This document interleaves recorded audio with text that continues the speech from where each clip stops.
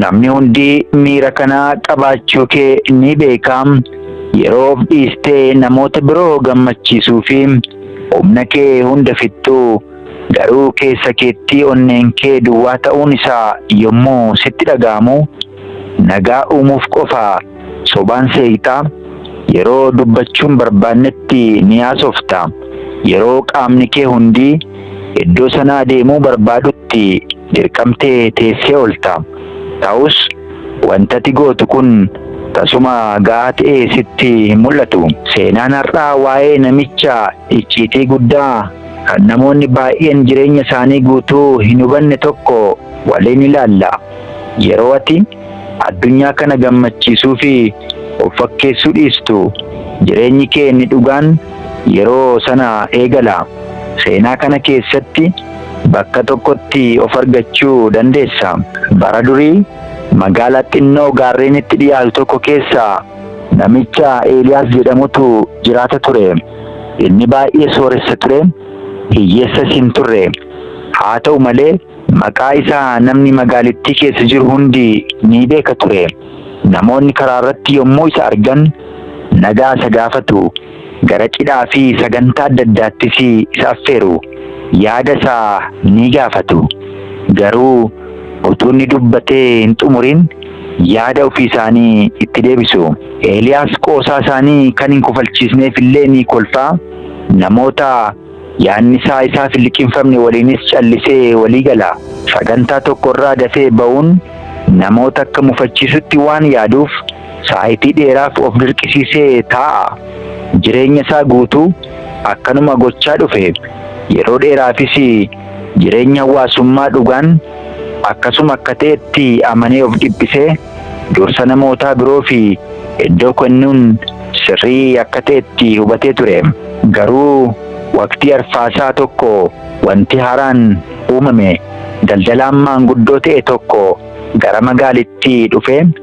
Utuu Eeliyaas meeshaa fe'uu isa gargaaru daldalichi xiyyeeffannaatiin isa ilaala ture. Eeliyaas yeroo sana abbaa qabeenyaa tokko waliin haasaa ture. Wanta abbaan qabeenyichaa jedhe galumsa kan hin qabnes ta'us Eeliyaas kolfee tole jedhe. Daldalichi jalqaba irratti homaa hin dubbanne. Erga hojii xumuranii booda boqonnaa xiqqoo fudhatanii maanguddichi ija Eeliyaas keessa ilaalee wanta salphaa garuu onnee tuqu tokko itti hime. Ati wanta namoonni biroo barbaadan ta'uu irratti baay'ee cimaadha. Garuu dhugumaan ati ofii keetii maal barbaadda jedheeni. Eeliyaas kolfee bira darbuuf yaale. Ani nagaadha, komii tokko iyyuu hin qabu jedhee deebise. Daldalichis suuta jedhee mataa raasee anis kanuman sitti hima jedhee deeme. Jechoota sana sammuu Eeliyaas keessaa ba'uu didan.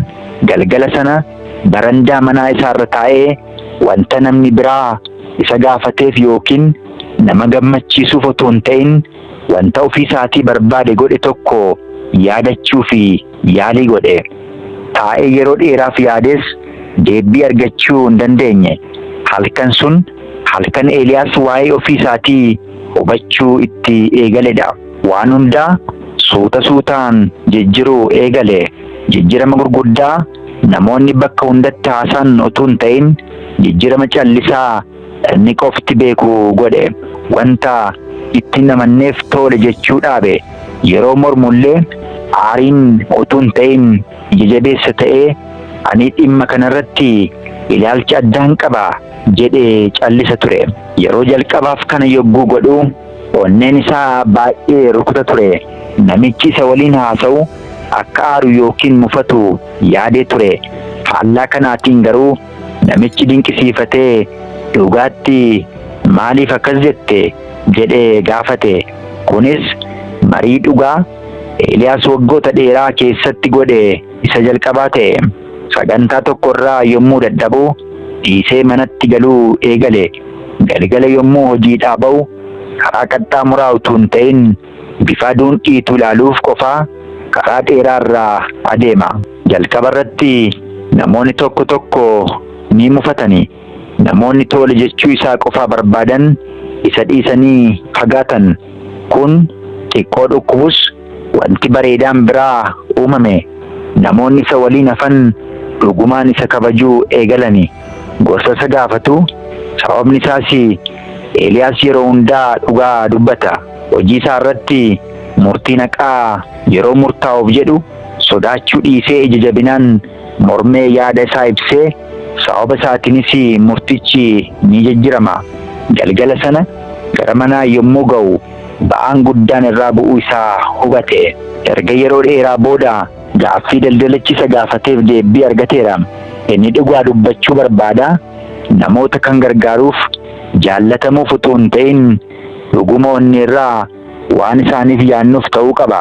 Yeroo lakki jechuu barbaadutti lakki jechuu, eeyyee kan jedhu immoo yeroo dhuguma amanu qofaa akka ta'u barbaade. Dhugaan seenaa kana duuba jiru irra caalaan keenya namoota biroo mijeessuu jennee waggoota dheeraa fi of xiqqeessina. Yeroo waliin gallee walii gallaa, yeroo deemuu hin barbaannetti ni teenya. Osuma dadhabnuu nama gargaarra. Garuu dhugaan jiru namoonni taphaa fi of fakkeessuu kee hin jaallatani. Isaanis ni beeku. Wanti dhuguma namoota gara keetti harkisuu wanta salphaa tokko miira namichaa isaan dura dhaabbate suni dhugaa ta'uu isaati. Eenyummaan dhugaa wanta iddoo tokko argamu miti. Wanta guuggoo namoota gammachiisuu jettee ofirra buuste yommuu irraa kaastu keessa keetti fee ba'uudha. Haguuggoo sana ofirraa kaasuun yommuu eegaltu jireenyi kee guutummaatti ni jijjiirama. Seenaan Eeliyaas kun jireenya kee waliin wal fakkaatee sitti mul'ateera. Akkasumas gaaffiin daldalichi gaafate sun onnee kee tuqeera yoo ta'e viidiyoon kun dhugumatti siif qophaa'e. Wanta namoota biroo gammachiisuuf qofa gochaa turte har'a dhiisuuf murteessee tokko gadi bu'iitii koomentii keessatti naa barreessi. Nama sodaa yookiin qeeqaaf utuu hin ta'in barreeffamatti baasuun tarkaanfii kee isa jalqabaati. Seenaan kun gatii siif kenneera yoo ta'e nama dhaga'uu qabu tokkoo fi sheerii godhi. Akkasumas maatii keenya ta'uudhaan seenaawwan dhugaa fi jireenya jijjiiran dabalataa argachuuf sabiskiraayibii gochuu hin irraanfatina.